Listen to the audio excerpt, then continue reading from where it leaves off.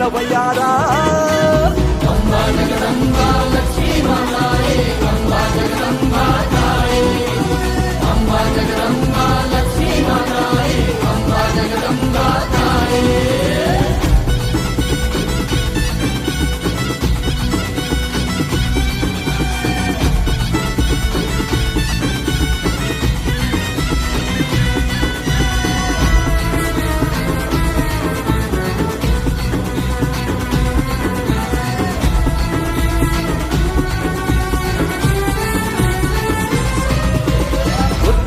ಪಲ್ಲಕ್ಕಿ ಏರುವಳು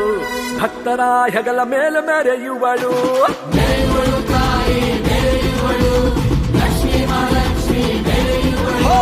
ಸೂರ್ಯನ ಕಿರಣಕ್ಕೆ ಹೊಳೆಯುವುದು